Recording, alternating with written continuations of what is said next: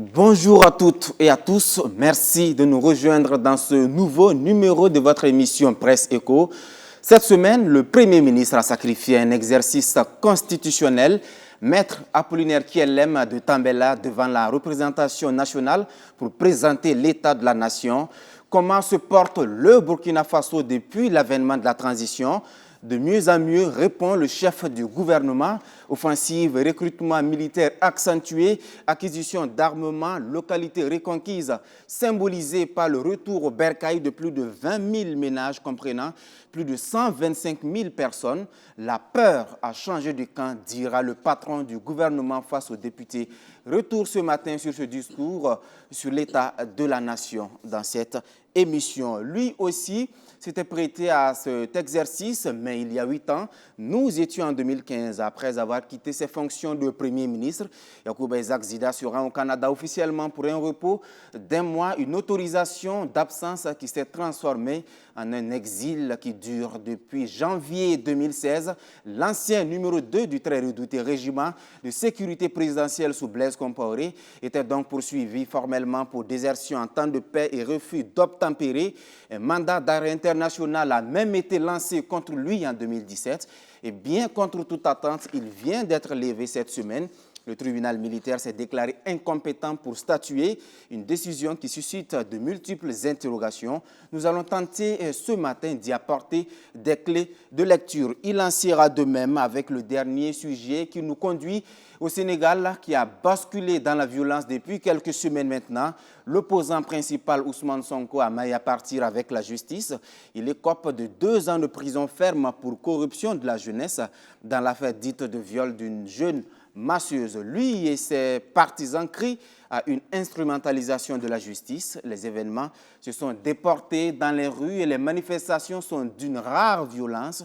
On parle d'une dizaine de morts à ce jour et d'énormes dégâts matériels. Voilà donc pour le plat de résistance de ce rendez-vous hebdomadaire.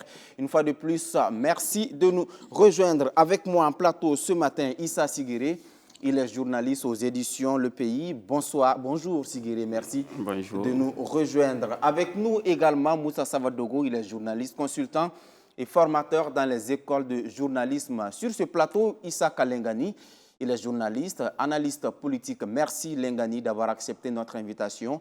Puis Blaise Kientiga, il est journaliste, il est anthropologue et directeur de YAM Info. Voilà donc, merci messieurs de votre disponibilité. Mais avant de rentrer dans le vif des sujets, cette autre actualité qui a marqué la semaine, c'est bien la mise sous scellé des locaux du journal L'Événement par les services des impôts. Une décision regrettable selon la Société des éditeurs de presse. Elle reconnaît que des médias ne sont pas toujours à jour de leurs obligations fiscales, mais il est difficile de ne pas faire le lien entre le travail du journal d'investigation et sa fermeture manu militari par les impôts, affirme l'ACEP. Réaction rapidement sur cette situation que vit L'Événement. Alors, chaque fois que les portes d'un média se ferment, même momentanément, c'est une tristesse pour les pays, pour un pays démocrate et surtout pour un journaliste que je suis. Et nous devons tous déplorer cette situation. Officiellement, pour l'instant, c'est un redressement fiscal, mais comme le dit l'ACEP, il est difficile de ne pas établir un lien entre ce que le journal révèle depuis un certain temps et ce qui se passe aujourd'hui. Mais qu'à cela ne tienne, on espère que les choses vont rentrer en ordre et que ce média va reprendre pour contribuer à sa façon à l'enracinement de la démocratie burkinabé. Merci.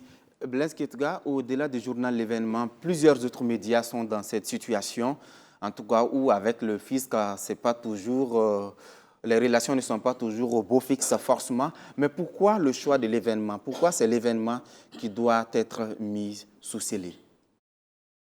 Je ne sais pas si c'est un choix. Je ne sais pas si c'est un choix de L'Événement. Je ne sais pas.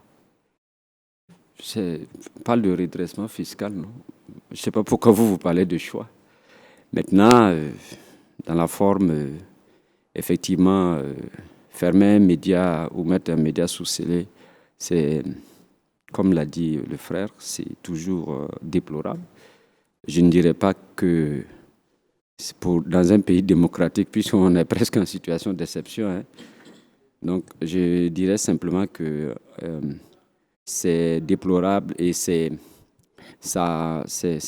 on est dans une situation où on peut dire que bon, ça joue sur les indicateurs liés à la liberté de presse, etc. Mais bon, comme ça a été dit, les raisons qui ont été évoquées, c'est essentiellement des questions de redressement fiscal. Et je crois aussi qu'il y a un canal qui avait été établi justement pour la résolution de ces questions-là. Et puis depuis plusieurs années, il y a en fait des mécanismes qui sont établis au niveau donc des impôts pour régler en fait les médias qui se trouvent donc dans cette situation. Non seulement nous sommes dans un environnement rien n'avait été arrêté, les discussions se menaient toujours. Oui, c'est ce que je dis. C'est ce que je dis. C'est ça. On est non seulement dans un environnement économique difficile, de façon globale au Burkina Faso, et on est aussi dans une situation où le modèle économique de nos médias même déjà était en souffrance et du moins pose problème par rapport donc à la viabilité des médias. Donc du coup, ça fait une situation difficile et je pense que on pouvait trouver en tout cas des mécanismes pour pouvoir justement permettre au journal de continuer d'émettre parce que, comme on le dit, la pluralité des opinions permet ce qu'on pourrait appeler simplement pour aide justement à la bonne gouvernance. Et je pense aussi que c'est de voir aussi est-ce que le journal a exploré donc les mécanismes parce que quand vous êtes dans une situation pareille, je crois qu'il y a des mécanismes qui se sont quand même disponibles pour pouvoir aussi bien faire des réclamations parce que j'ai vu aussi la déclaration de la CEP où il est dit que en fait l'État, y compris même la présidence, donc doit à l'événement.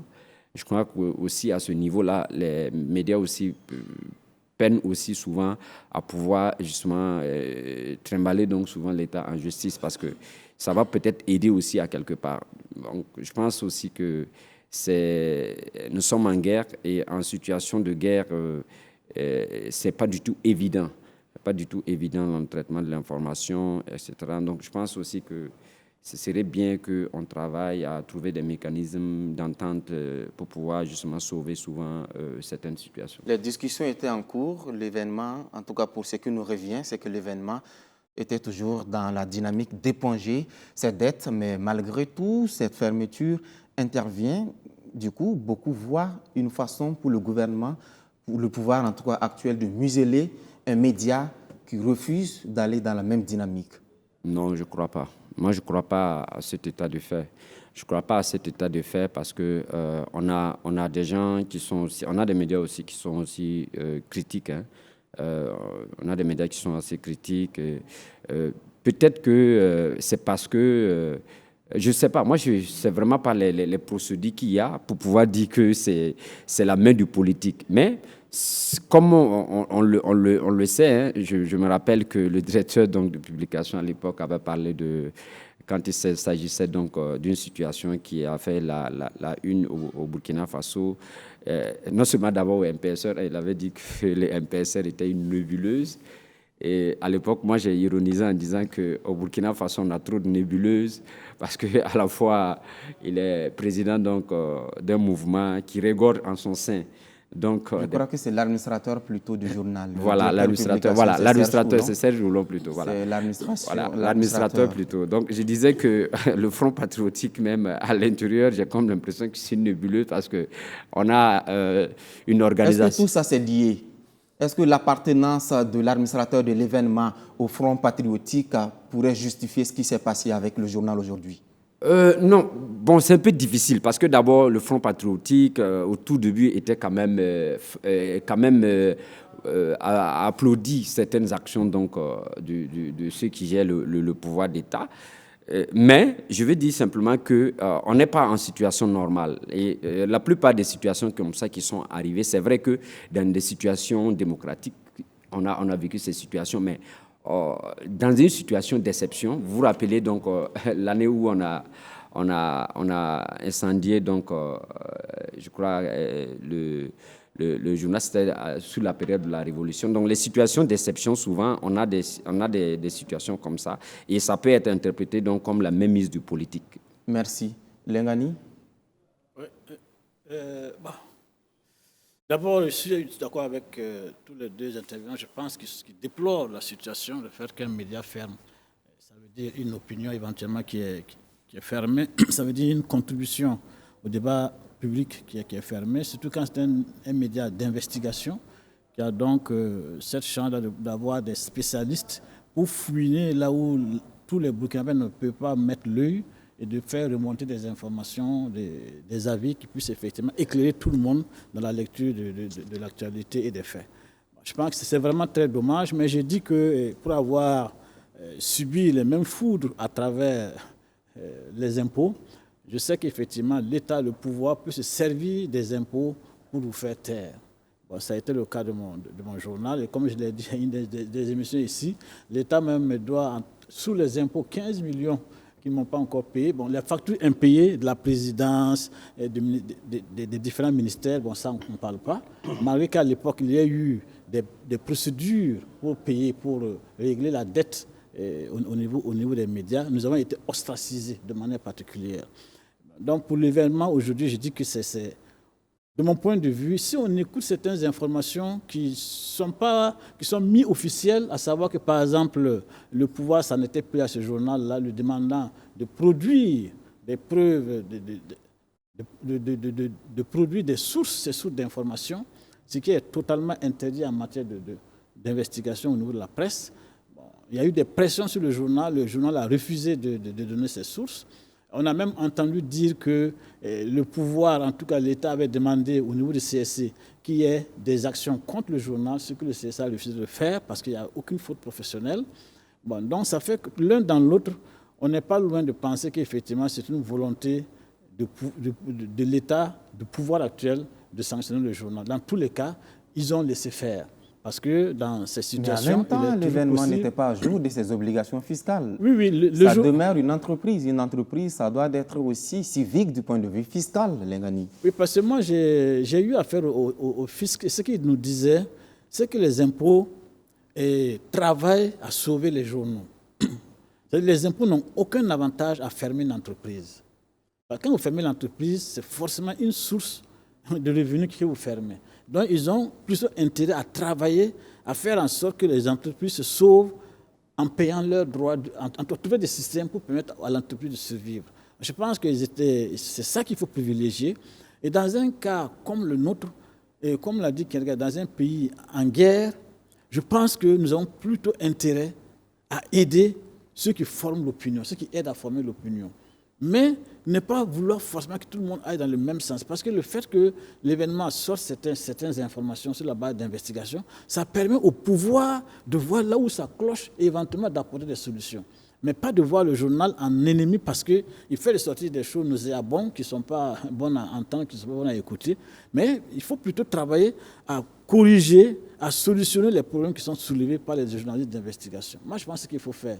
Et sinon, bon, effectivement, le journal a des problèmes, tous les journaux ont actuellement des problèmes, mais je me dis, est-ce que ce n'est pas un chiffon qui est agité à l'ensemble de la presse burkinabé pour dire, voilà, si vous ne suivez pas, vous allez suivre le même sort que l'événement. Et je vous dis, pour avoir été directeur d'un journal, la plupart des journaux, la plupart même des médias aujourd'hui ont des difficultés sur le plan financier. Et donc, ça peut effectivement amener les uns et les autres à se taire ou en tout cas à mettre de l'eau dans leur vin, comme on dit, même pour ceux qui n'en boivent pas. C'est ça qu'il faut éviter. Il faut éviter que les gens soient obligés de s'auto-censurer. Ce n'est pas bon pour la démocratie, ce n'est pas bon pour nos régimes en place actuellement, surtout que ce régime-là est venu et est en place parce que, justement, les gens ont soulevé des problèmes que les autres régimes n'ont pas pu résoudre. Bon, donc, eux, aujourd'hui, ce n'est pas de casser le thermomètre, ce n'est pas en cassant le thermomètre ou en cassant les instruments d'investigation qui vont s'en sortir, non. Mais c'est de résoudre les problèmes qui ont été soulevés. Merci. Et si on ne le fait pas, les problèmes eux-mêmes vont s'imposer eux-mêmes aux dirigeants. Ce ne sera plus pas la presse, mais c'est les acteurs, ceux qui sont mis en cause, ceux qui ont des problèmes, qui vont directement s'adresser, pas la rue, pas des actions diverses. Et là, ça devient la chien lit et ce n'est pas bon. Merci beaucoup, Lengani. Moussa, pour terminer, on l'a dit tout à l'heure, cette actualité remet également au goût du jour ces factures impayées, en tout cas des médias qui traînent dans les tiroirs des institutions étatiques. Ça aussi, c'est dommageable aux médias. Oui, exactement.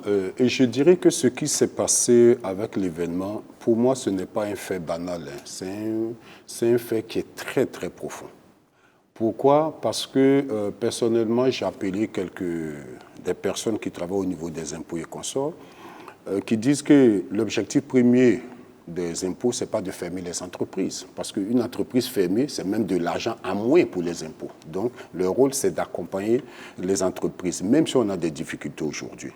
Aujourd'hui, je pense qu'il y a un certain nombre de faits sur lesquels il faut se baser pour peut-être donner une opinion.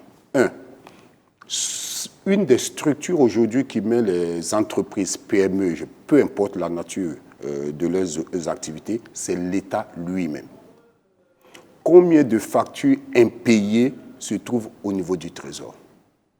L'État doit combien à des gens? Pendant que l'État doit à des gens, on a des structures de l'État qui réclament des impôts au compte de l'État, alors que l'État lui-même, qui est le payeur, qui doit, ne paye pas.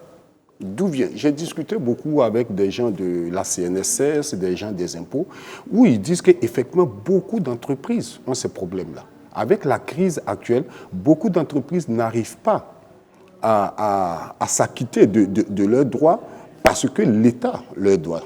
Certains arrivent parce que les grosses sociétés, ça c'est autre chose, mais les petites et moyennes entreprises ont de sérieux problèmes. Donc, je pense que l'État lui-même, si on était dans un État normal où chaque entrepreneur pouvait attaquer l'État en justice pour non-paiement des factures, Dette intérieure. dette intérieure, je pense qu'aujourd'hui, l'État lui-même, il serait en faillite. Donc, d'abord, ça, c'est un fait. Et à partir de ce moment, je pense que l'État devait être un peu plus coulant. Je sais qu'au niveau de la CNSS et même au niveau des impôts, ils ont levé un peu les pieds pour essayer de voir, parce que s'ils veulent appliquer les choses dans la rigueur, il y a beaucoup de sociétés qui vont fermer.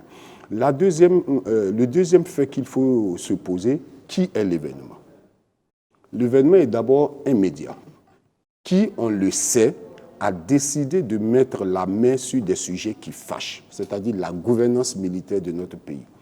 Il y a eu un article depuis que l'article est sorti, le capitaine et les 400 millions, et si vous avez vu leur dernière publication, ils ont parlé des 250 millions de la maîtresse d'un capitaine pour acheter, donc, d'un lieutenant, d'un lieutenant-colonel. Donc, c'est un journal qui a fait carrément le choix. Et je pense qu'une fois le directeur de publication... choix qui ne date pas de maintenant. Ouais, Serge Oulon l'avait dit d'ailleurs ici, qu'ils ont fait ce choix éditorial-là de s'interroger sur la gouvernance. Et ça gêne. Donc, je suis sûr que si on prend le paysage médiatique au Burkina Faso aujourd'hui, l'événement n'est pas le seul qui a des problèmes avec le fisc ou avec la CNSS.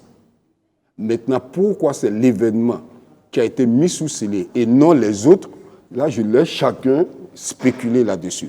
Mais quand on regarde le choix éditorial de l'événement aujourd'hui, on voit le contexte dans lequel il est aujourd'hui, on ne peut pas exclure que en mettant l'événement sous scellé, il y a anguille sous roche. Peut-être qu'on va profiter d'une situation de fait justifiable pour essayer de faire taire quelqu'un qui dérange. Et sinon, moi, je pense que, surtout, vous l'avez même dit, que l'événement était dans une logique de régler, d'éponger ses dettes. Pourquoi ne pas l'accompagner dans ce sens-là? Bon, on attendra de voir. Malheureusement, j'ai essayé d'appeler le directeur de publication et l'administrateur, mais leur téléphone ne répond pas. J'avais envie aussi d'avoir leur point de vue, mais a priori, effectivement, je m'interroge sur le fait que ce média soit scellé. Merci. Voilà. Moussa Savadougou, le Premier ministre Apollinaire Kyelem de Tambela face aux députés pour présenter l'état de la nation. Pendant près d'une heure, le chef du gouvernement a tenu un discours sur la situation nationale axée essentiellement sur le bilan à mi-parcours de la gouvernance du pouvoir actuel. Il a également été question de perspective. Alors, Sigiri, comment appréciez-vous cet exercice du Premier ministre devant les députés? Alors, avant de revenir sur le le discours sur la situation de la nation du Premier ministre qui est beaucoup sur la situation dans laquelle nous vivons. Aujourd'hui, ce matin même, on vient d'apprendre sur certains médias que le Burkina devient désormais le pays le moins, où il y a une crise la moins négligée au monde, voilà, la plus négligée au monde, autant pour moi. Et l'ONG se base sur un certain nombre de critères, à savoir les couvertures médiatiques et aussi l'accompagnement de la communauté internationale. Et voilà que nous avons des soldats qui se battent jour et nuit dans des conditions extrêmement difficiles, mais malgré tout, c'est la crise la plus négligée au monde et ça, c'est vraiment regrettable. Alors, pour revenir sur le discours du Premier ministre, on remarque beaucoup de choses, de bonnes choses, mais des choses aussi qui le sont moins également. Alors, comme j'aime les bonnes nouvelles, je commence par les bonnes nouvelles. Rapidement, une réaction globale, un tour de table, après on reviendra. Voilà, c'est un exercice comme tout autre, et parfois on répète des choses qui, à mon avis, ne concorde pas forcément avec la réalité du terrain. En tout cas, ce qui est dit, c'est fort encourageant, mais quand on sort de ce discours et qu'on va au marché, on se rend compte qu'entre ce discours et la réalité, vraiment, le fossé est abyssal. Merci, Lengani, réaction en 30 secondes sur cet exercice. En 30 secondes, bon, je n'ai pas pu suivre le Premier ministre parce que j'étais occupé à une vidéoconférence sur le cas de Lukman Saodoga, un journaliste qui a été embastillé, d'Alain Nanana, etc. Donc j'ai trouvé ça beaucoup plus important que de suivre ce discours-là. D'autant plus que le Premier ministre lui-même, je l'ai déjà dit ici, j'avais des problèmes avec lui sur sa gouvernance et vous m'avez obligé à dire que c'était mon Premier ministre. Et je vous rappelle que lui-même, il a dit de sa propre bouche qu'il n'était pas le Premier ministre de tous les Burkinabés. Donc je suis de ceux... C'est pas ce qu'il a dit, Lengani. Il dit qu'il n'est pas là pour rassembler tout le monde. Oui. Donc il rassemble ceux qui sont ses partisans. Moi, il ne me rassemble pas, donc ce n'est pas mon Premier ministre et je ne l'ai pas écouté. Mais quand même, j'ai suivi à travers les rendus de la presse, à travers certains médias, des bouts sur lesquels je peux commenter. Merci. Blaise Ketga, réaction globale sur l'exercice en 30 secondes. Oui, c'est un exercice. Je pense qu'il est le métronome donc, du gouvernement. Il a fait un exercice que je trouve un exercice qu'il a su tenir, aussi bien dans la forme que dans le fond. Et je pense qu'il y a un aspect qui n'a pas été beaucoup plus mis en évidence, surtout la gouvernance, au niveau de la gouvernance économique et aussi les perspectives à ce niveau-là. Parce qu'en période de guerre, il y a aussi une gestion de l'économie, également aussi qu'il faut beaucoup prendre en compte. Merci. Et à ce niveau-là, je pense qu'on pourrait revenir en détail. Merci. Moussa? Oui, moi, le discours du Premier ministre, il a dit beaucoup de bonnes choses. Il a montré, on a vu vraiment l'effort que le gouvernement fait. Et ça, c'est à saluer. Mais si je veux retenir un mot pour résumer mon sentiment général, c'est inquiétude. Je suis sorti de ce discours-là beaucoup plus inquiet qu'avant. Et beaucoup plus inquiet pour l'avenir de mon pays. On pourra revenir là-dessus et je pourrai expliquer pourquoi. D'accord. Dans le fond, d'abord, la lutte contre l'insécurité, le Premier ministre a dressé un tableau, en tout cas où les lignes bougent, acquisition massive d'armes à moindre coût, réorganisation de l'armée qui a été présentée en tout cas par le Premier ministre comme étant indigne du Burkina, commence à retrouver ses marques. Mieux, l'offensive militaire a permis à plus de 125 000 personnes déplacées internes de rejoindre leur bercail. Il y a de l'espoir. Sigé.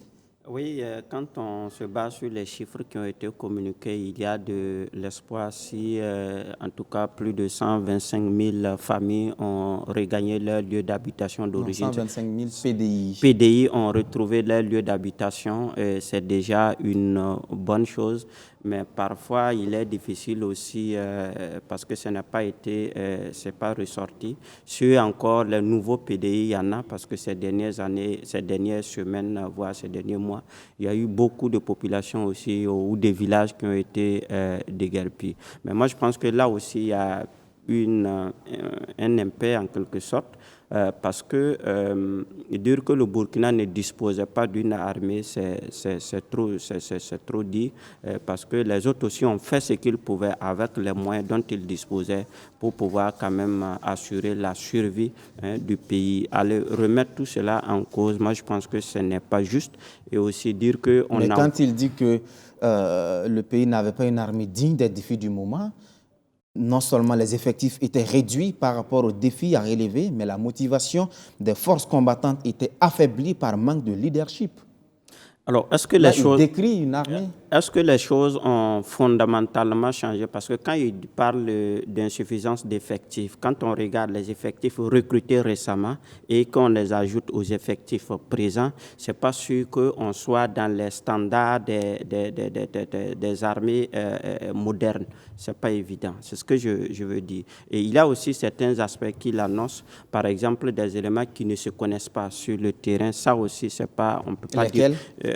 Par exemple, il a parlé de plusieurs fois qu'on pouvait retrouver des mêmes éléments sur les mêmes théâtres qui ne se connaissent pas. Ça, il l'a répété à plusieurs reprises et je pense que ce n'est pas tout à fait juste parce que pour avoir été à un certain niveau, je pense que quand même, avant d'envoyer les éléments sur le front, quand même, il y a une petite mise en condition, c'est-à-dire qu'on regroupe les éléments dans une localité bien précise où il y a quand même un entraînement pendant quelques jours, voire des semaines, pour que quand même ils soient quand même opérationnels. Dire qu'ils ne se connaissent pas du tout, bon, je pense que c'est pas tout à fait juste. Mais comme c'est le Premier ministre qui le dit, bon, on espère que l'armée aujourd'hui respecte les standards dont il parle et que dans les jours à venir, on verra quand même tout le territoire reconquis comme il le dit. En tout cas, s'il le dit, en tout cas, on le prend au mot et on va se donner un délai pour voir quelle est l'efficacité de façon pratique sur le terrain. Qu'est-ce que ça donne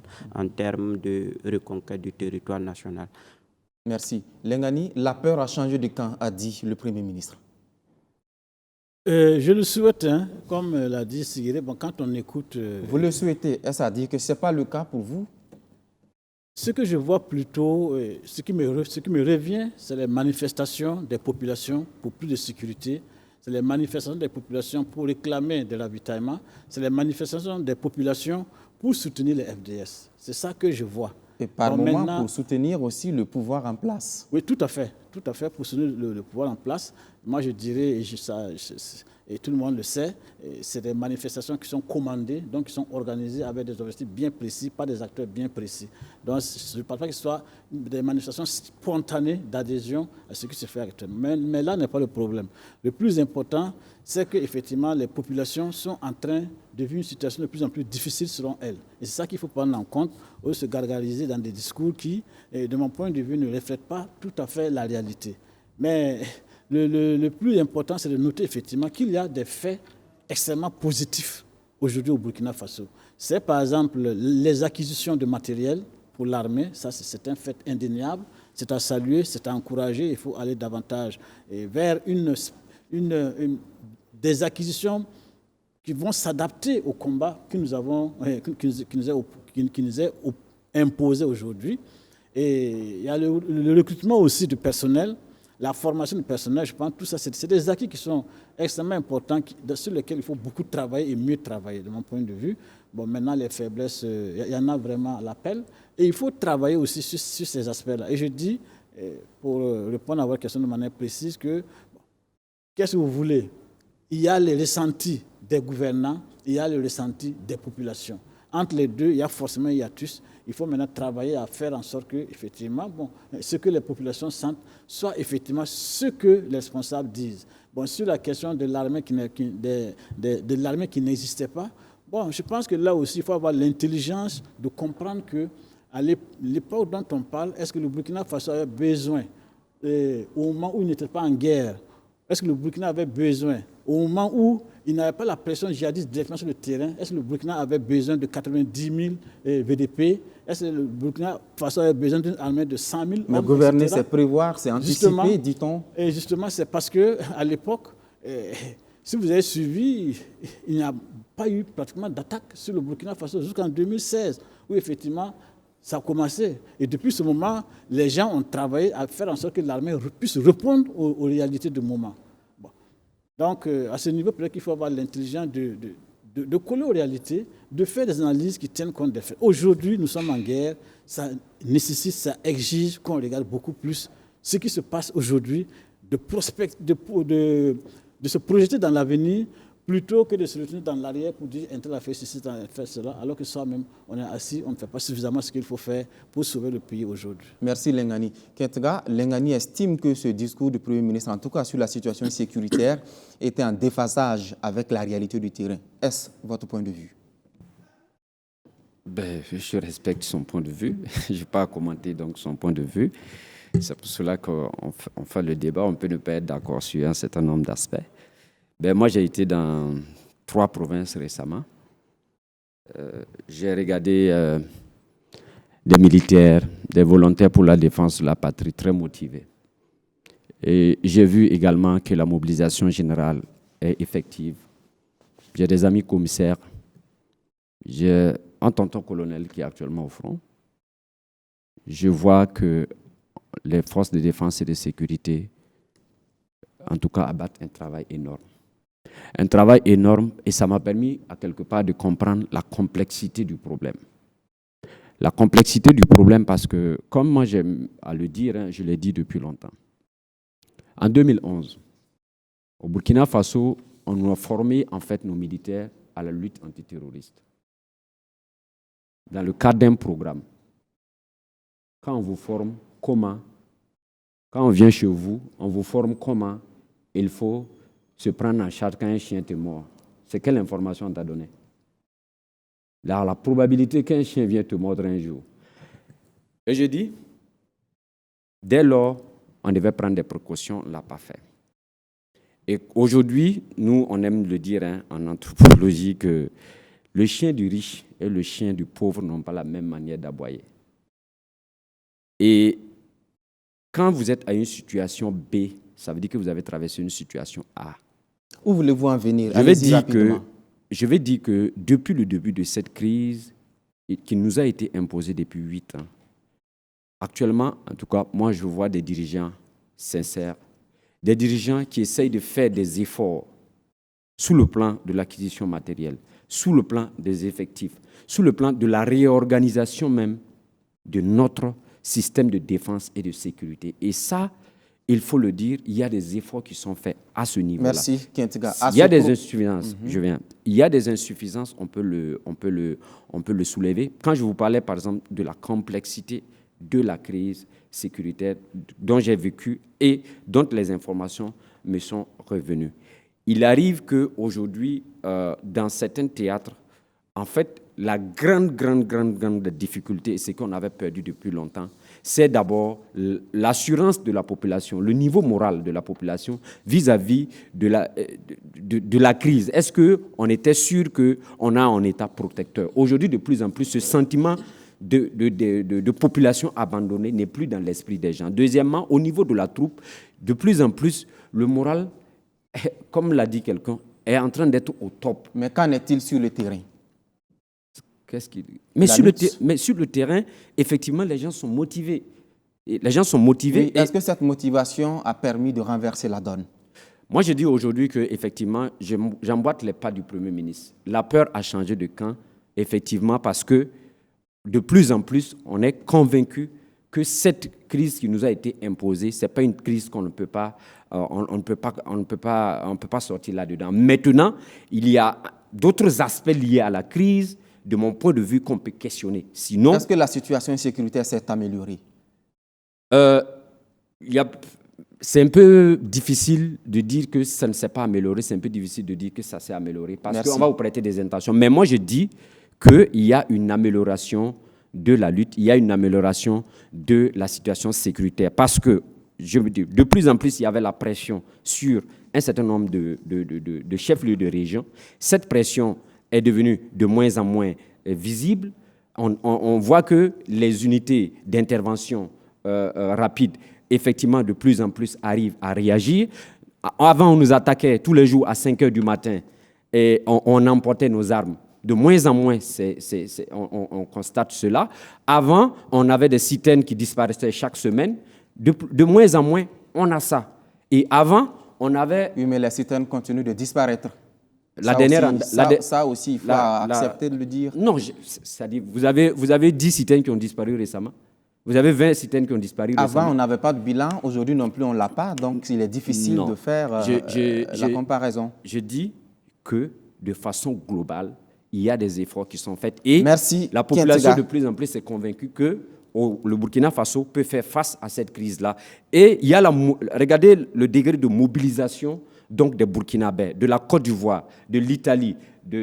Et ça, c'est un indicateur qui montre que les populations burkinabées ont compris qu'en soutenant l'État dans la formation des VDP, en soutenant l'État dans l'équipement militaire de nos forces de défense et de sécurité, on peut effectivement justement éradiquer ce problème qui nous a été imposé et dont les causes sont aussi dans le fait que de façon structurelle, on n'a pas anticipé sur cette crise qui nous a été imposée. Merci Kintiga. Moussa. Oui, je disais tout de suite que quand j'ai vu le discours du Premier ministre, mon sentiment était l'inquiétude. Je vais dire d'abord quelque chose. C'est vrai qu'aujourd'hui, quand on discute avec les forces de défense et de sécurité, et du reste, j'ai vu que le lexique du gouvernement a changé. On ne parle plus de FDS, de forces de défense et de sécurité, mais on parle maintenant de forces combattantes. Donc ça, on pourra revenir là-dessus après.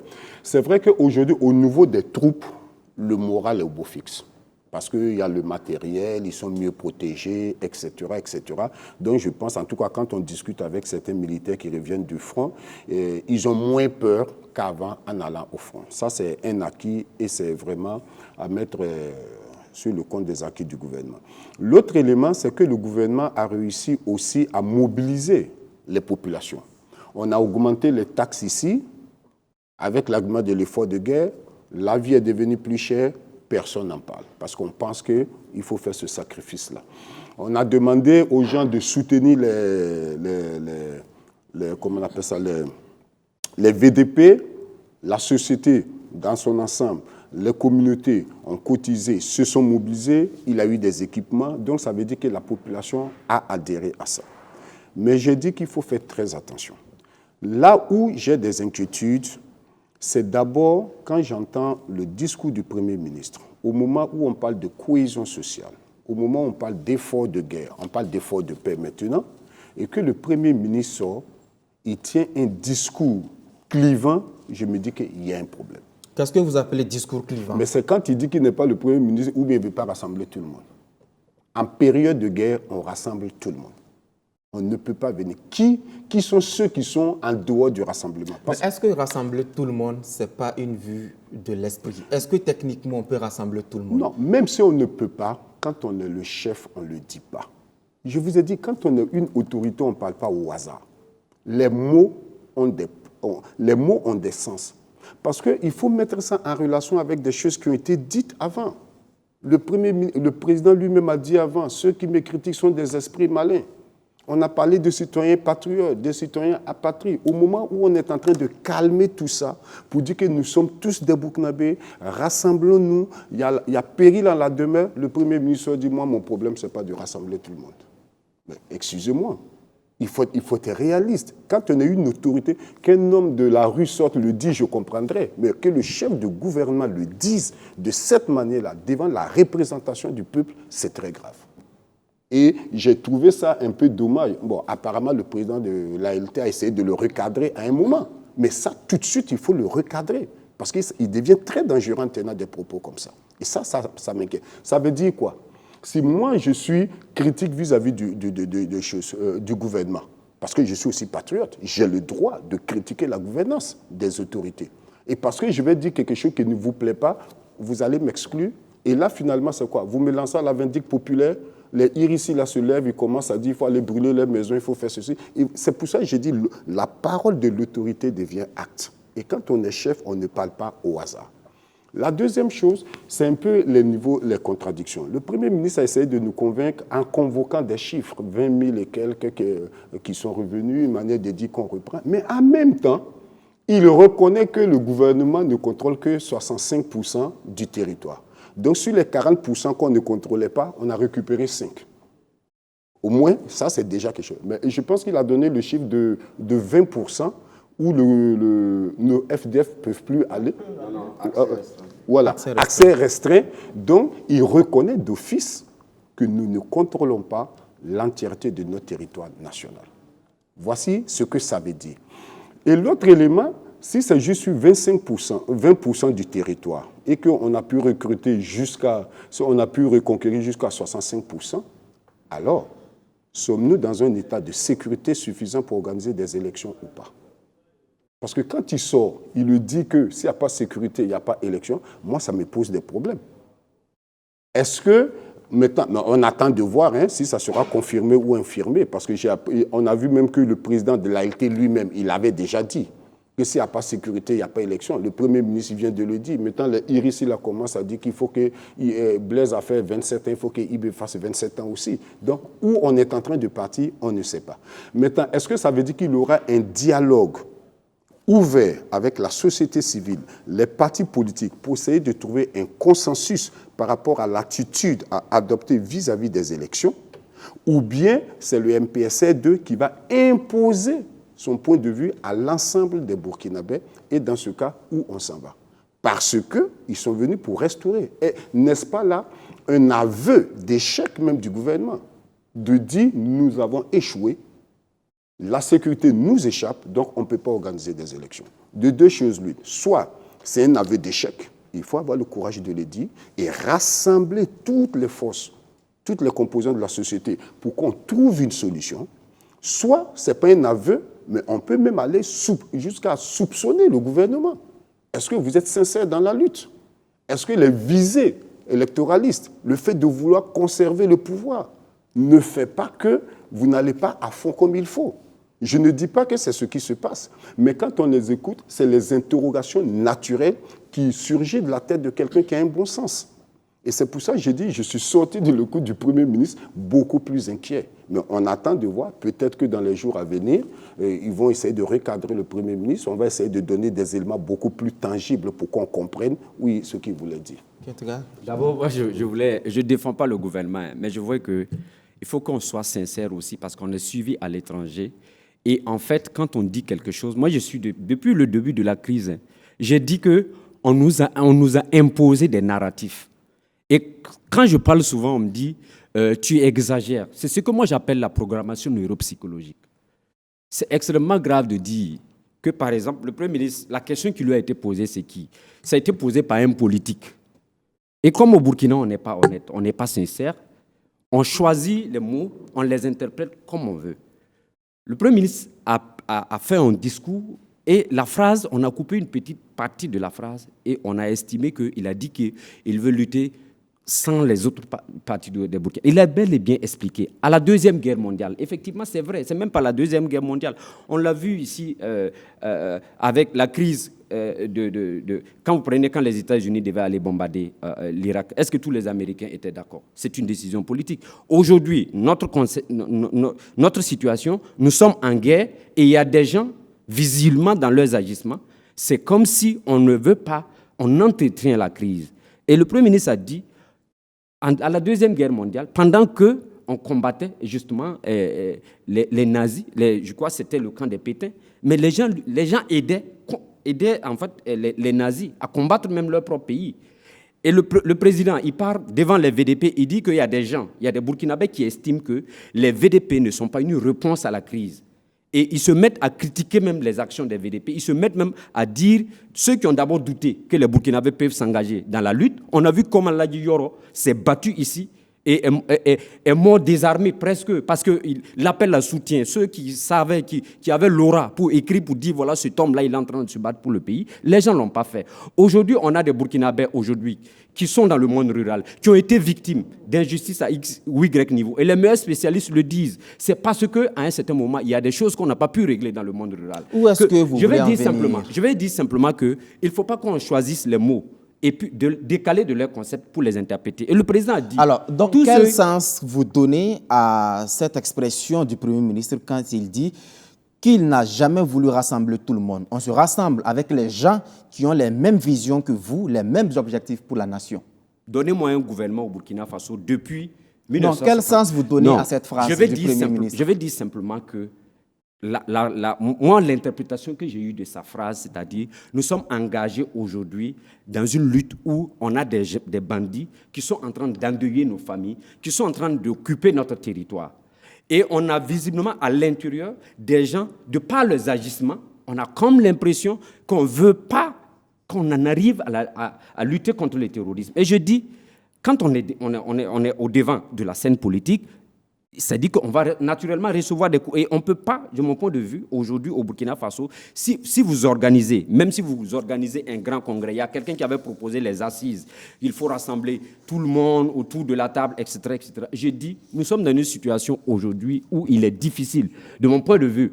Et ça, c'est lui sa direction, il l'assume. Et moi, je dis, il ne faut pas interpréter autrement le message du Premier, parce que la phrase a été suffisamment longue, où il a dit clairement que au même moment où on est en train de chercher des moyens pour lutter contre le terrorisme, on a des gens visiblement qui travaillent à contre-courant. Mais vous voulez qu'on embarque ceux qui travaillent à contre-courant de la lutte contre le terrorisme? On peut comprendre qu'il y a des décisions gouvernementales on peut critiquer, on peut dire tout ce qu'on veut, on peut manifester, etc. Mais au même moment où on fait des efforts avec l'argent du contribuable burkinabé pour lutter contre des bandits armés, s'il y a des gens qui visiblement dans leurs actions peuvent compromettre les actions, vous voulez qu'on embarque ces gens-là dans le bateau pour aller? C'est un peu difficile. Kettega.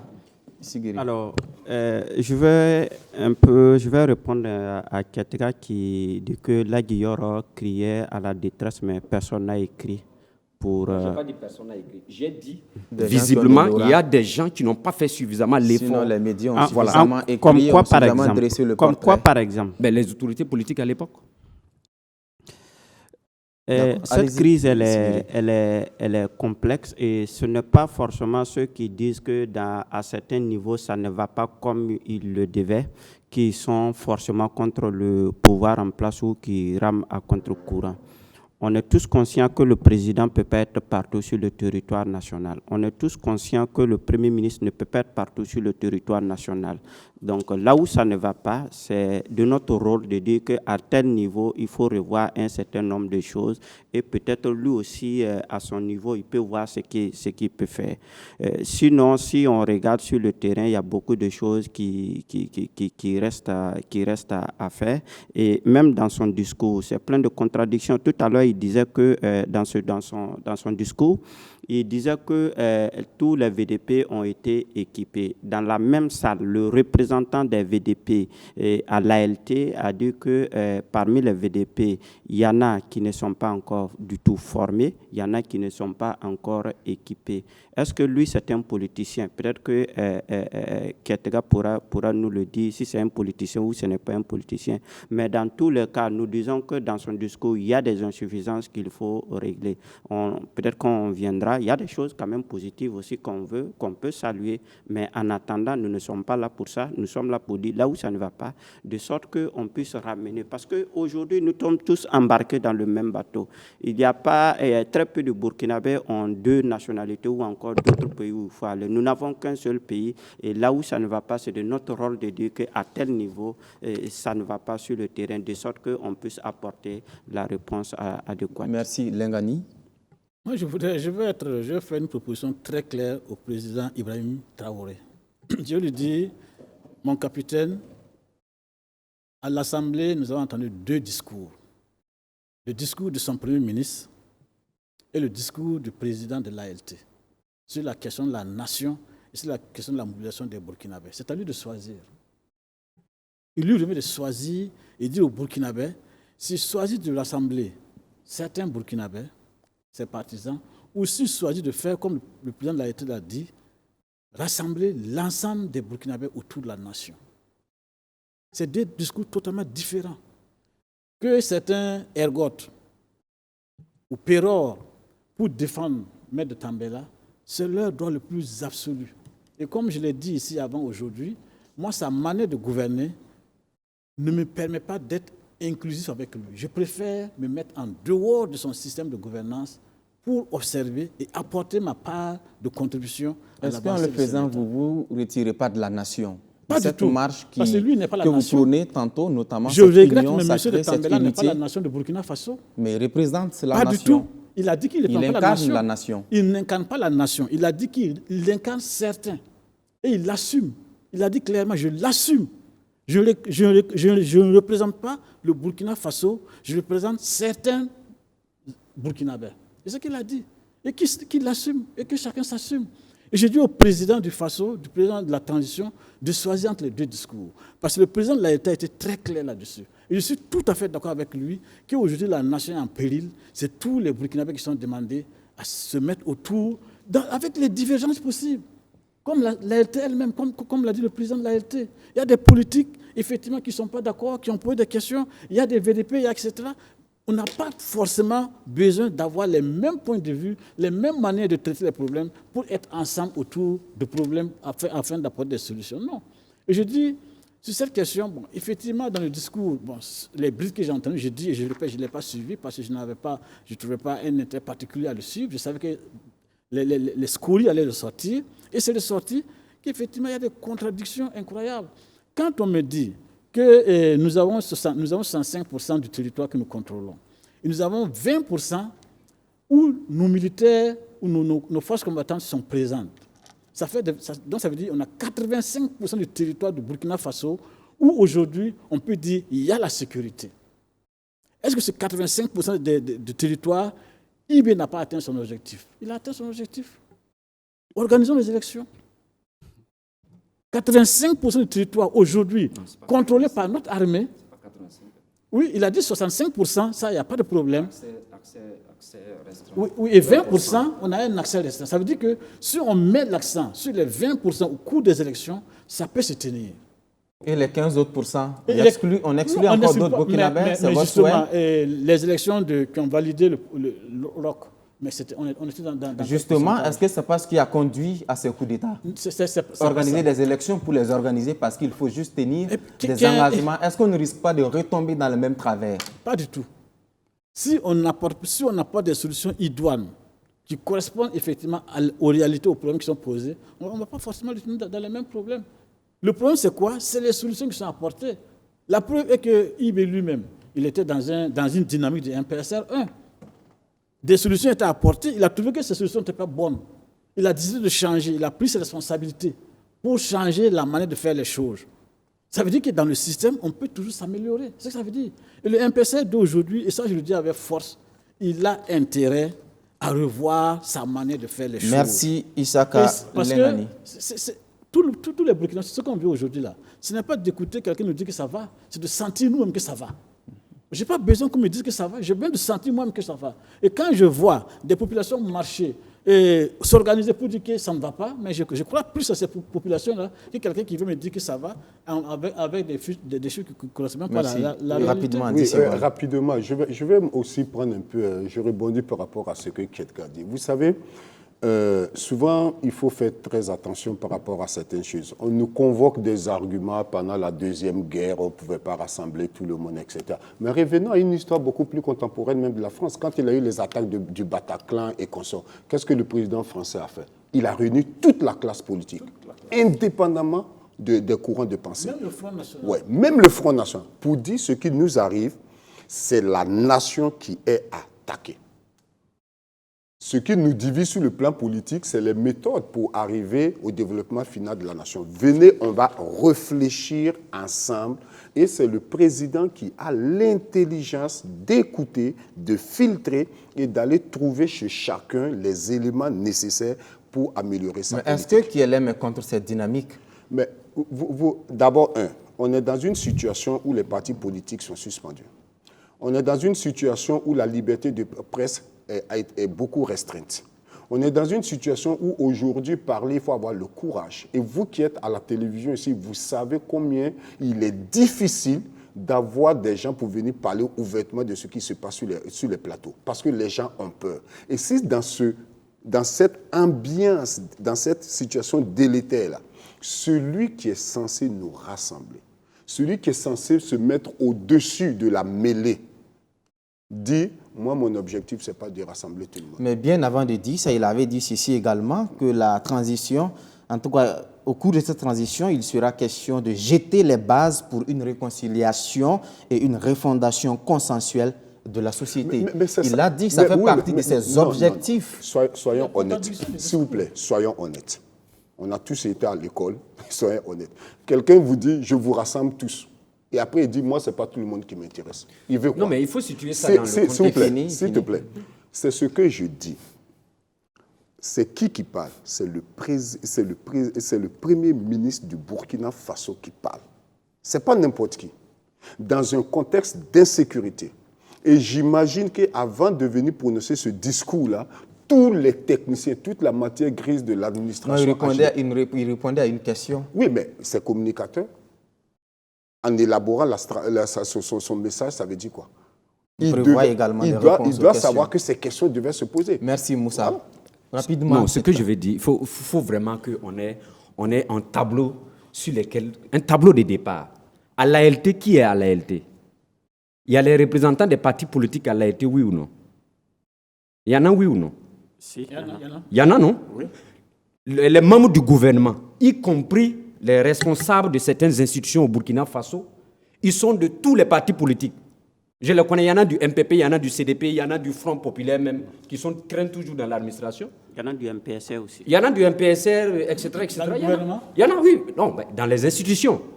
On est au Burkina Faso, on est né d'une même mère. Disons-nous la vérité. Et moi, je me dis, nous, on a Et c'est quoi cette vérité? Non, la vérité, c'est quoi? Le monsieur qui a posé la question dit que le discours du Premier ministre est un discours qui ne rassemble pas et qu'il souhaiterait qu'il y ait deux Premiers ministres.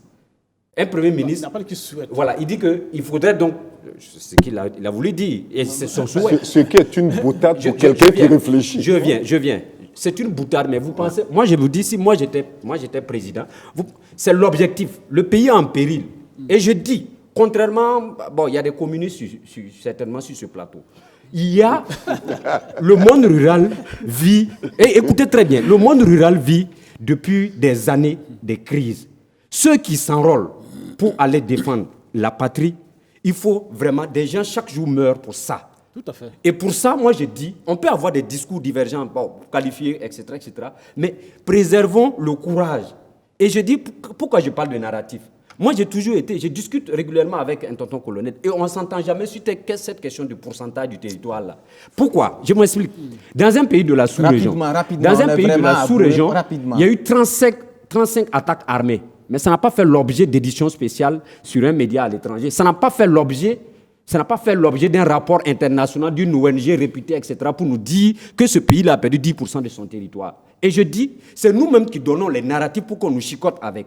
Le Burkina Faso est en crise depuis combien d'années? On est en crise depuis 8 ans. Mais les chiffres, c'est le Premier ministre qui les donne. Je viens. Aujourd'hui, c'est quoi? On a des institutions sous-régionales qui ne nous ont pas suffisamment apporté du soutien. On a fait des efforts. On a fait des efforts justement pour équiper notre armée. On a fait des efforts. Merci beaucoup, Blaise Ketega. Non, je dis ça parce qu'on nous a chanté ici Wagner là. Il y a des gens qui ont dit ici que bientôt Wagner sera là, Wagner va venir. Des gens même m'ont appelé, des Burkinabés d'une certaine intelligence, m'ont appelé pour me dire ils auraient appris que Wagner est en Sourdine à Ouagadougou, tourne à Koulouba, etc. Merci, Donc je veux dire, refusons les narratifs qui mettent notre État en situation de difficulté. Et je dis, l'unanimité là, dans une gouvernance, depuis 1960 à nos jours, on ne peut jamais faire l'unanimité dans une gouvernance. Maintenant, il faut préserver l'essentiel. Et moi, je trouve qu'à ce niveau-là, la question qui lui a été posée, ce n'est pas dans son discours qu'il a dit que l'objectif, ce n'est pas de rassembler tout le monde. C'est quelqu'un qui l'a posé la question. Et c'est un politique. Et si je vous dis, comme je dis que je connais les ADN, si je vous dis, celui qui a posé la question, c'est expressement, ça a été posé. Et comme Maître de Tambela, vous le connaissez, Maître de Tambela, c'est du Tambela. Il ne tourne pas à dos de cuillère pour dire les choses. Sinon, la question qui a été posée est une question éminemment politique. Merci beaucoup. Merci, malheureusement, Moussa, c'est terminé sur cette question. C'est terminé, s'il vous plaît, c'est terminé sur cette question. Il faut bien qu'on évolue. La justice militaire lève le mandat d'arrêt international contre Yacouba Isaac Zida. Le tribunal militaire s'est déclaré incompétent pour statuer sur le dossier de l'ancien Premier ministre. L'ancien numéro 2 du régiment de sécurité présidentielle sous Blaise Compaoré était poursuivi pour désertion en temps de paix et refus d'obéissance, parti pour un repos de mois au Canada après la transition de 2015 où il était chef du gouvernement. Le général n'est plus revenu. Face à la situation, Roch Kaboré, chef suprême des armées, avait acté sa radiation des rangs de l'armée. Et cette levée, en tout cas, de mandat d'arrêt international, suscite beaucoup d'interrogations. Par exemple, beaucoup ne comprennent pas, Sigiri, comment le tribunal peut-il être incompétent pour statuer, mais curieusement, il se donne le pouvoir pour lever le mandat d'arrêt international. Alors, il y a deux choses ici. Alors, depuis son départ pour le Canada et que ce délai était expiré, le procureur militaire s'était auto-saisi du dossier. Et il y avait des audiences qui se tenaient à la justice militaire. Et quand il y a des audiences, il y a un jugement en quelque sorte. Et à l'issue du jugement, on estime qu'il n'y a pas, le tribunal est incompétent pour juger de cette affaire. Donc, quand il y a un mandat d'arrêt, quand on vous accuse de quelque chose et qu'à l'issue de cette accusation-là, on estime que le tribunal en question est incompétent parce qu'il n'a pas les preuves matérielles pour vous accuser. C'est-à-dire que ce dont on vous accuse, on n'a pas de preuves matérielles pour dire que vous êtes vraiment coupable de ceci ou de cela. Donc le tribunal s'est déclaré incompétent. Et le mandat d'arrêt qui était accompagné du fait qu'il avait déserté en temps de paix, du coup, ça tombe automatiquement. Donc il faut simplement, et purement et simplement, comment on appelle ça, lever ce mandat d'arrêt-là. C'est peut-être ce qui explique cela. Et c'est là aussi nos institutions doivent rester dans les principes et non forcément s'allier sur la parole ou la volonté des princes du moment. Mais quand une justice est quelque peu inféodée au pouvoir militaire, notamment au ministère de la Défense, au chef suprême des armées, est-ce que cela peut donner un autre résultat? C'est bien possible parce que le procureur militaire est différent du juge. C'est-à-dire que le procureur peut décider d'apporter ou de trouver des éléments pour pouvoir poursuivre. Mais c'est le juge qui est chargé de juger et de dire la vérité et de prendre son jugement pour condamner ou relaxer ou même se déclarer incompétent en fonction des éléments dont il dispose. Ici, c'est le juge qui a prononcé, qui a estimé qu'il n'est pas compétent pour juger de ce dossier. C'est une décision de justice. C'est difficile de commenter des décisions de justice, mais dans le factuel, voilà en gros ce qui s'est passé. Et c'est pour ça qu'on dit les acteurs de la justice, qu'ils soient militaires ou encore inféodés au pouvoir, comme le disent certains, mais c'est de dire toujours ce que dit le droit, rien que le droit, afin que le citoyen ait confiance même aux institutions de la République, parce que la justice est l'un des piliers sur lesquels le citoyen doit compter, et parce que quand il sent qu'il est lésé quelque part, il doit avoir une institution à laquelle il a espoir que sa voix sera entendue. Et c'est pour cela qu'on doit avoir des juges qui disent le droit et qui sont toujours honnêtes et intègres. Pas de justice acquis, pas de juge acquis. Merci Sigiri. Alors Moussa, le mandat d'arrêt international contre Zida est levé. Zida, c'est un homme politique. Il est président d'honneur du UNIR MPS, l'Union pour la Renaissance, mouvement patriotique sankariste. Alors, que va-t-il se passer maintenant? Bonne question. Qu'est-ce qui va se passer? Parce que n'oublions pas que Zida avait toujours dit que cette plainte même était pour des raisons politiques. Parce qu'effectivement, quand il est parti, le discours du MPP à l'époque, on avait toutes les charges, détournement de fonds, ceci ou cela. Et Zida avait compris qu'on l'en voulait, peut-être pour le rôle qu'il a joué après l'insurrection et tout. Donc, il a préféré se mettre en sécurité. Maintenant que le juge dit qu'il est incompétent, est-ce que ça veut dire que l'affaire est éteinte?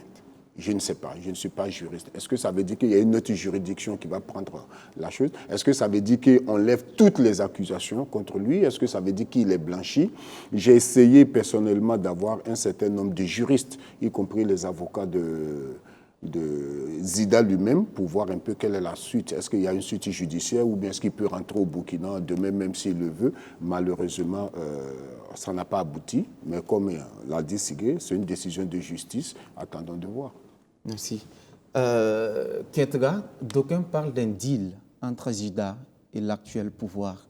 Vous y croyez, vous? Quel deal? Un deal pour autoriser Zida de rentrer? C'est vous qui dites que c'est un deal ou bien... C'est pas moi qui le dis, c'est des Burkinabés qui le pensent. Ah, Ils l'expriment qui sur pensent les que réseaux sociaux, qui dans pensent les que- émissions interactives. Qui pensent que c'est un deal. Bon, c'est le Burkina Faso, c'est comme ça. C'est leur avis, ils pensent que c'est un deal. Bon, moi, je ne peux pas commenter leur avis. Mais moi, je ne pense pas que c'est un deal. Je ne pense pas que c'est un deal. Ça, c'est mon avis personnel. Parce que, rappelez-vous, hein, la première phrase donc, du président Roch par rapport au tout début du mandat du président Roch, c'est au Sénégal qu'on nous a dit que Zida a disparu avec, je ne sais pas, c'est un coffre ou bien c'est un truc d'argent, là, ou bien c'est un compte bancaire qui était... Bon, au niveau de la Cour des comptes, je crois que ça a été démontré aussi que le dossier est presque vide là-bas aussi. Hein. Donc bon, pour cette décision, je ne sais pas si c'est la justice militaire qui a jugé, qui a dit qu'il est incompétent pour juger cette affaire. Moi, je vais dire quoi? C'est la justice, je respecte la décision de la justice. Maintenant que les gens pensent que ça peut avoir une relation avec ceux qui gèrent le pouvoir d'État, franchement, je ne connais pas très bien je connais pas très bien ce qui se passe sous le plan politique à l'intérieur. Moi, je regarde les actions, les faits, c'est ça que je fais des commentaires. Mais je ne crois pas, parce que Zida aussi, il faut le rappeler, Zida jouait un rôle décisif juste après donc, le départ donc, du président Blaise Compaoré. Vous-même, vous l'avez rappelé que c'était le numéro 2 donc, du régiment de sécurité présidentielle, lequel régiment avec qui il a eu des difficultés. Et au-delà même, je dirais même que c'est pour des raisons sécuritaires. Je ne crois pas que la levée donc, de ce mandat d'arrêt va faire que Yacouba Isaac Zida va venir au Burkina Faso demain ou bien dans les semaines qui suivent. Hein. Je ne crois pas à ce niveau-là. Maintenant, que c'est une décision politique, ce n'est pas une décision politique. De toute façon, comme l'a dit Sigiri, moi je suis constant à ce niveau-là. On ne doit pas utiliser la justice pour régler les comptes à des gens. On ne peut pas, parce que tôt ou tard, ça vous revient en face. Merci. Ça aussi, c'est une constante. Et il y a des gens mieux informés que moi qui savent que ça, c'est une constante. Quand on instrumentalise la justice, tôt ou tard, ça vous revient en face. Merci, Kentega. Lengani, sur cette question. Moi, je dirais que c'est un big deal. Un big deal, ça veut dire qu'il y a un gros deal. Ce n'est pas seulement un deal, c'est même un big deal. Pour quel objectif? Pour un objectif qui peut être noble, comme qui peut être de politique, de pure politique politique. Allons d'abord pour les objectifs nobles. Pour les objectifs nobles, de mon point de vue, le pouvoir actuel peut, par cette décision, avoir influencé. Parce que, bon, on dit que le procureur est chose. D'abord, je voudrais dire quand même, pour que la justice attende 6 ans, pour dire qu'elle est incompétente, c'est vraiment... Je ne sais pas quel mot utiliser pour ne pas me retrouver devant le procureur lui-même. C'est vrai, 6 ans pour dire que tu es incompétent. Et contrairement à ce que mon ami Issa dit, ce n'est pas... Le juge a dit que non, je ne regarde même pas le fond, hein, parce que je suis incompétent, je ne peux pas regarder. Donc il n'a pas regardé le fond ni la forme. Non. Il a dit, je ne peux pas juger ça. Il a fallu 6 ans à notre justice militaire pour dire qu'elle est incompétente pour un tel. C'est quand même un peu gros. Et je dis, là où je suis d'accord avec le pouvoir actuel, c'est d'avoir peut-être obligé le juge à parler. Ça, c'est déjà quelque chose. Obliger le juge à dire, dis-nous, tu as un dossier devant toi. Le juge a été obligé? Mais, certainement qu'on a dit mais il faut trancher là. C'est vous qui le pensez? Je le pense. Et je pense que c'est une très bonne chose. On ne peut pas laisser des trucs traîner comme ça. Dites-nous si le gars, qu'est-ce qu'on fait, on vous paye pour ça, là, bon Dieu. Moi, je dis, bon, c'est un big deal. Pourquoi? Parce que donc ça peut être une porte ouverte vers ce que beaucoup de Burkinabés recherchent aujourd'hui, ça veut dire la réconciliation nationale. Ça peut être une ouverture pour permettre au président, au premier ministre Zida, apparemment, son affaire de président, là, ça ne marche plus, ou de général, là, ça ne marche plus, en tout cas de permettre au premier ministre Isaac Zida de rentrer, en tout cas de souffler et de permettre d'ouvrir. Ça peut être un ballon d'essai de pouvoir pour dire voilà ce qu'on peut faire dans ce domaine-là. Et là, j'applaudis vraiment des 2 mains, plus les 2 pieds ajoutés. Bon. Mais le en même temps, volet? Le second volet, ça peut être tout simplement un petit arrangement de petits copains sankaristes. Ça peut être ça, malheureusement. Un petit arrangement de petits copains sankaristes pour gérer le pouvoir. Et dans ce cas, je me dis, comme l'a dit Kierga, est-ce que c'est parce qu'on a levé le mandat que le monsieur peut rentrer? Est-ce qu'il n'y a pas d'autres problèmes éventuellement? Et puis, Si, il est toujours cité dans le dossier judiciaire de l'insurrection populaire, tout à fait, où la justice a tenté vainement de l'entendre, il n'a jamais répondu. Il n'a jamais bon, et il y a ça, mais ça c'est très mineur, hein, ça, avec le régime actuel, ça Oui, c'est mais il très était mineur. numéro 2 du RSP. Oui. Dans la commission d'enquête, il te dit qu'il a joué un grand rôle. Tout à fait. Mais on peut, bon, ne me faites pas dire des choses extrêmement graves ici, mais je dis c'est un vrai problème, mais moi je pense et je souhaite fermement, sérieusement, que ce soit une action pour tester la question de la réconciliation nationale. Et dire par là que le président de la transition contredit une fois de plus son premier ministre qui veut faire rassembler tous les Burkinabés. Aujourd'hui, que pèse Yacouba Isaac Zida? Vous dites? Que pèse Yacouba Isaac Zida? Ah, mais il est le vice-président le président d'honneur d'un parti. Et puis quoi qu'on dise... Quel est le poids de ce parti aujourd'hui, en 2023, dans notre contexte actuel? Avec la suspension des partis politiques, bon, vraiment c'est compliqué. Difficile d'évaluer.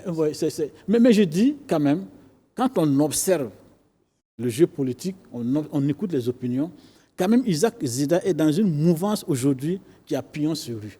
C'est-à-dire les sankaristes, qu'on le veuille ou non, aujourd'hui le vent en poupe. Et Isaac Zida s'est toujours réclamé de Sankara. Il a posé des actes forts dans ce sens-là qui montrent que même au péril, même jusqu'à l'absurde, il est prêt à faire ça. Débaptiser l'hôpital Blaise Compaoré, bon, des décisions incroyables comme ça, là, pour montrer qu'on est sankariste, bon, c'est quand même un peu trop gros. Et Sigiri? Alors, Issaka Lengani parle de big deal et on va commencer par faire le big deal ici en aménageant un ring pour les deux après l'émission. Alors, pour parler plus sérieusement, ça confirme un peu ce qu'on a constaté depuis ces dernières années. Quand vous regardez des ministres de Blaise Compaoré jusqu'à aujourd'hui, tous ceux qui ont géré le pouvoir ou qui ont été à des niveaux de responsabilité, qui à un moment donné ont été accusés de ceci ou de cela, à un moment donné, la justice s'est rendue compte que pratiquement il n'y a rien. On se rappelle le cas de Denis Auguste Barry à l'époque où on disait qu'on sera édifié. Jusqu'à présent, on n'a jamais été édifié. Il y a bien d'autres personnes. L'ancien ministre des Mines aussi a été blanchi aussi. Comme Salif Kabore a été blanchi. Aujourd'hui, c'est Isaac Zida. Donc, c'est ce que je disais au début. Il faudrait que les acteurs de la justice restent cohérents et disent le droit. Et quand on juge chaque des citoyens en fonction de la tête du client ou en fonction de la volonté des princes du moment, ça c'est vraiment dommage et ça peut nous rattraper tous. Dans tous les cas, moi je suis heureux pour le cas de Zida parce que permettre à quelqu'un qui a géré le pays, le Burkina Faso, dans des moments tels que la transition de 2015 et de revenir au pays, c'est une très bonne chose. Parce que c'est une personne qui a de l'expérience, qui a été d'abord Premier ministre, aussi qui a été dans... Chef de l'État brièvement. Chef de l'État brièvement, et aussi qui a été au cœur du dispositif du RSP. Ce régime-là, on peut déplorer les méthodes, mais ça donnait des résultats concrets et tangibles. Ces méthodes nous ont permis de rester en paix pendant un bon bout de temps. Donc, permettre à une telle personne pétrie d'expérience à la fois sur le plan militaire aussi que sur la gestion de l'État, de rentrer au pays, ce serait vraiment salutaire parce qu'il a été le Premier ministre du Burkina Faso et tant qu'un fils du Burkina Faso ou encore un ancien Premier ministre, président de l'Assemblée ou président du Faso en exil, ce n'est pas à l'honneur de tous les Burkinabés. Et leur permettre de revenir au Burkina, c'est une chose à saluer. Merci. Direction maintenant le Sénégal où l'atmosphère sociopolitique est pourrie depuis la condamnation de l'opposant principal Ousmane Sonko pour corruption de la jeunesse dans le cadre de l'affaire de viol qui l'oppose à une masseuse. Si le leader du PASTEF a été blanchi des chefs d'accusation donc de viol et de menaces de mort, le juge a par contre retenu le délit de corruption de la jeunesse. Il n'en a pas fallu plus pour déclencher le courroux de ses partisans. En 2 jours de manifestations violentes, le bilan fait cas de 15 morts et d'énormes dégâts. Réaction? Alors, ce qui se passe au Sénégal est regrettable et condamnable dans la mesure où des biens publics et privés ont été saccagés, des vies humaines ont été fauchées. Ce n'est pas cela le Sénégal nous a habitués. Le Sénégal, c'est l'une des démocraties les plus avancées en Afrique de l'Ouest francophone. Et voir ce pays-là sombrer pour des choses qui ne valent pas la peine, c'est vraiment dommage. Surtout que quand on voit la cabale contre Ousmane Sonko... Pour vous, c'est une cabale. Vous êtes donc d'avis avec ces partisans qui estiment que la justice est instrumentalisée par le pouvoir de Macky Sall? Alors, je pense que c'est un peu comme tous les pays francophones de l'Afrique de l'Ouest. Quand on regarde en Côte d'Ivoire, il y a des opposants qui sont poursuivis comme ça. Au Burkina Faso, il y en a, et un peu partout, il y en a. Pour le cas de Ousmane Sonko, de quoi le monsieur était accusé?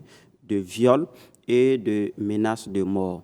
Et à l'issue du procès, il n'est plus, comment on appelle ça, il est totalement blanchi de ses chefs d'inculpation, mais plutôt autre chose de corruption de jeunes. On voit qu'il y a visiblement... Mais c'est lié, la corruption de la jeunesse, c'est quelque peu lié? C'est lié, mais ça, on ne peut pas s'empêcher de croire qu'il y a une cabale politique derrière cette histoire quand on regarde cette volonté. Parce qu'au-delà de la poursuite de Ousmane Sonko ou encore de sa supposé, comment on appelle ça, de ces supposés viols et autres, on voit derrière le troisième mandat de Macky Sall qui est en jeu et qui cristallise les attentions. Et moi, je pense qu'il y a deux personnes qui peuvent régler le problème du Sénégal aujourd'hui et ces deux personnes doivent le faire le plus urgemment possible. Il y a le président Macky Sall qui doit se prononcer clairement sur ses intentions en ce qui concerne l'élection présidentielle de 2024 au Sénégal.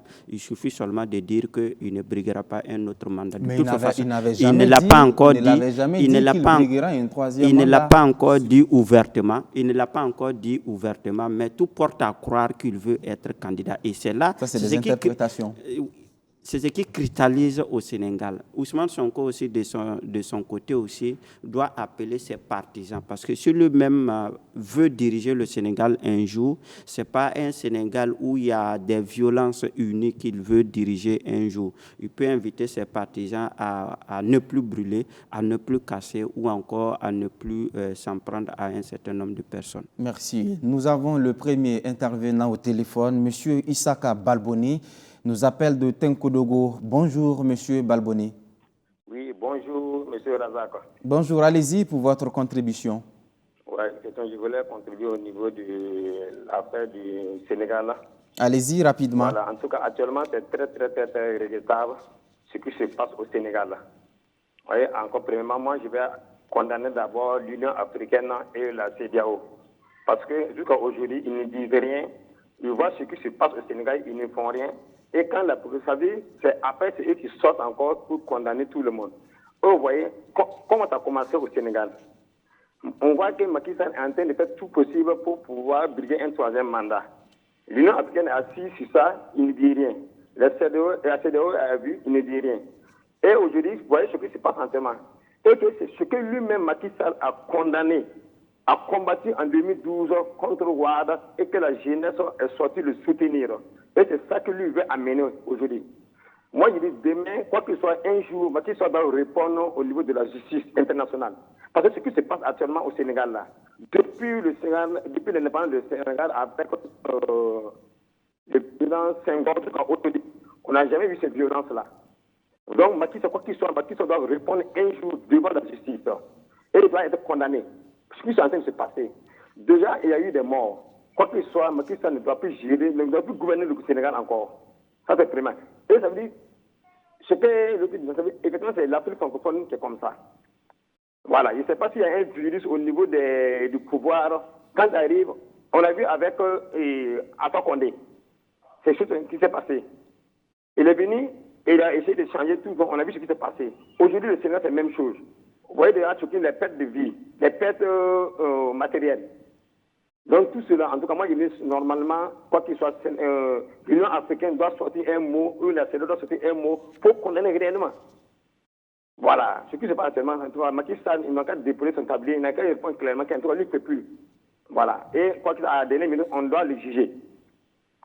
Merci beaucoup, M. Issaka Balboni, d'avoir appelé. Blaise Ketega, M. Balboni pointe du doigt ce mutisme de la communauté internationale, notamment l'Union africaine et la CEDEAO. Ce n'est pas du mutisme, c'est logique. Macky Sall fait ce qu'ils veulent. Vous voulez quoi? Programmation neuropsychologique. Toutes les élites, là, quelqu'un du Fouta, quelqu'un qui vient du Fouta, dont on connaît la famille dans laquelle tu es né, tu as grandi, ta carrière professionnelle, ce que Ouad a été, et ce que toi-même tu as combattu. Mais c'est quoi? Vous voulez quoi? Les colonies françaises, là, c'est comme ça. C'est le désordre, c'est la magouille, c'est les trucs, c'est ça. Ça veut dire que l'élite même l'élite ne se met pas au travail de comment transformer les réalités sociales des masses. C'est comment il faut contourner les règles, puisqu'on met les règles en même temps qu'on met comment il faut faire pour que ça ne bouge pas.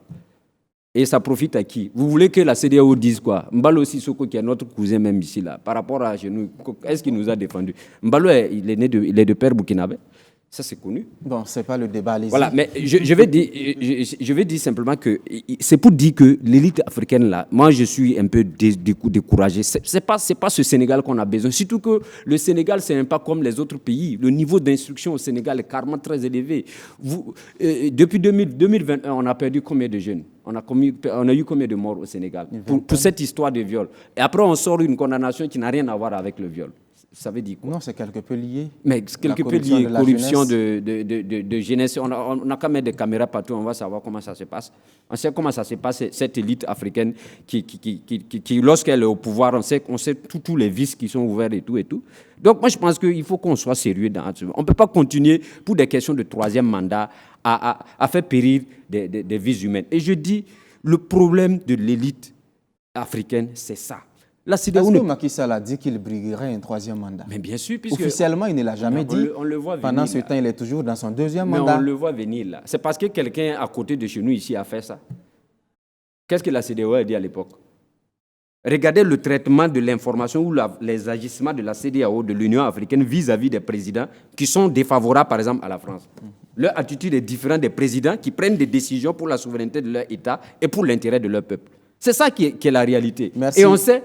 Idriss Déby, avant de mourir, a dit qu'on a débarqué un consultant pour venir lui montrer en 2008, pour venir lui montrer qu'on peut tripatouiller la Constitution, là, des défenseurs de la liberté, égalité, fraternité, les droits de l'homme. Et ils sont venus dire à Idriss Déby, écoute, mon type, on peut prendre cet article-là, renverser, faire ça pour que tu sois encore. Et après, ça crée des violences, après, ça crée des frustrations, et après, on a une sorte... On est dans une... Mais après, on ne peut pas toujours accuser les gens. D'ailleurs, nous-mêmes, quelle est notre responsabilité en Afrique? Quelle est la responsabilité des dirigeants africains? C'est aussi ça la question. Mais le problème, c'est un programme. On répond à un deuxième appel et on vous revient. Monsieur Maxime Somé nous appelle de Ouagadougou. Bonjour, monsieur Somé. Oui, bonjour. Allez-y pour votre contribution. Ok, je salue les trois invités qui sont sur le plateau. Bon, moi, je vais intervenir sur le discours du Premier ministre. Je suis gêné vraiment de voir certains journalistes et pas de débat qui se refusent de dire certaines vérités. Le Premier ministre à l'Assemblée, dont la prise de son pouvoir, il a été à l'Assemblée, il a dressé son programme politique et il a été voté massivement. Et l'Assemblée représente toute la nation. Il y a tous les groupes sociaux qui sont au niveau de l'Assemblée. Ça veut dire qu'ici, l'Assemblée a voté ce Premier ministre pour la population derrière lui. Monsieur Somé,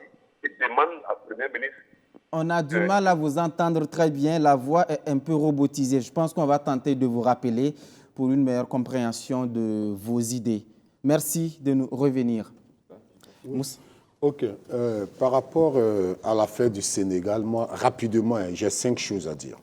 D'abord, sur le plan juridique, j'ai écouté beaucoup d'avocats sénégalais se prononcer sur la chose. À partir du moment, et ce qui ressort quand je les écoute, à partir du moment où il y a eu requalification des faits, on est passé de viol à menace de mort à corruption, selon le droit sénégalais, on passerait d'une accusation liée aux questions criminelles à une question liée au correctionnel. Et qu'à partir de ce moment, même si Sanko n'était pas physiquement dans la salle, il peut faire appel. Surtout que pendant le procès, il était en garde à vue, entre les mains de la police, chez lui.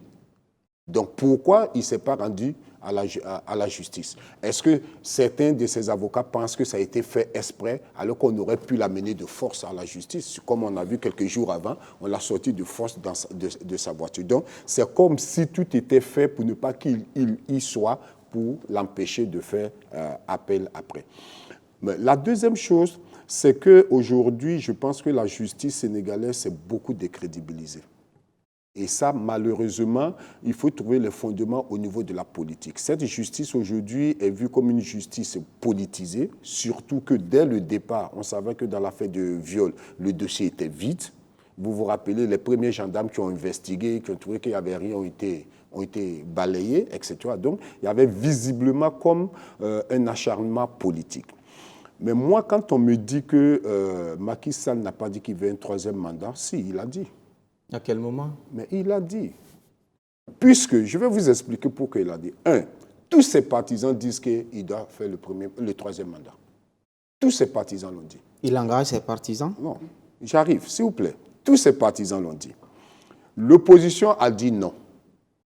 Et à cause du non, il y a eu des morts. Et le président, il est là. Les gens meurent.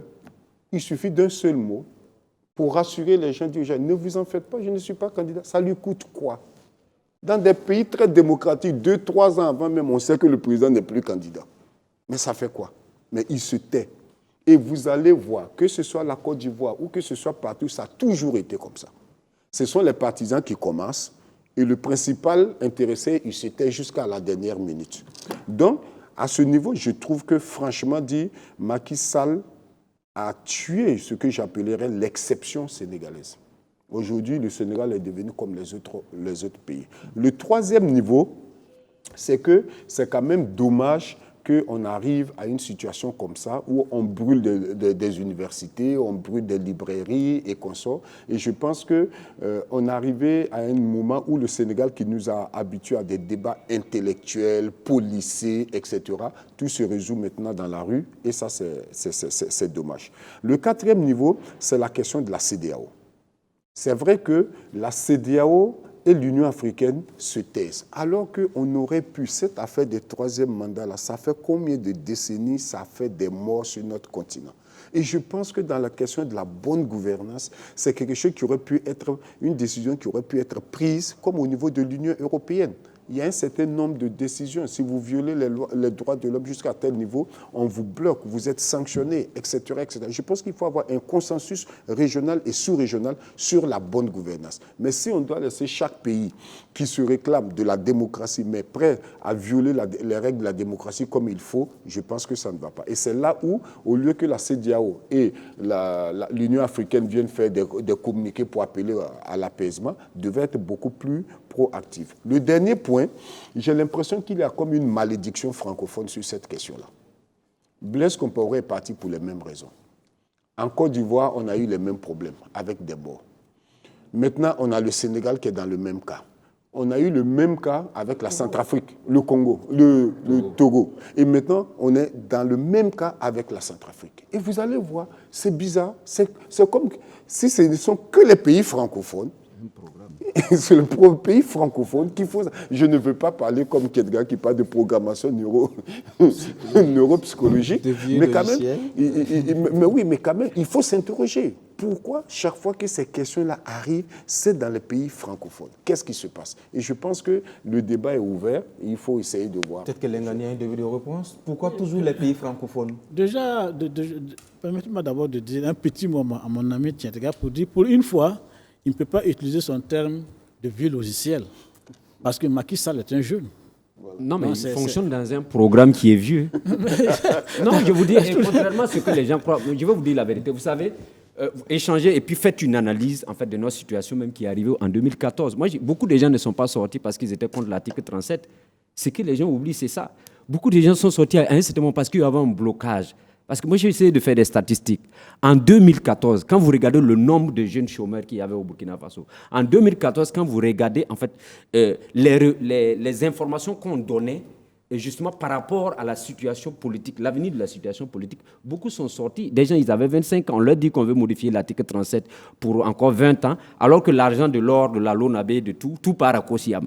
Mais le gars, il sort.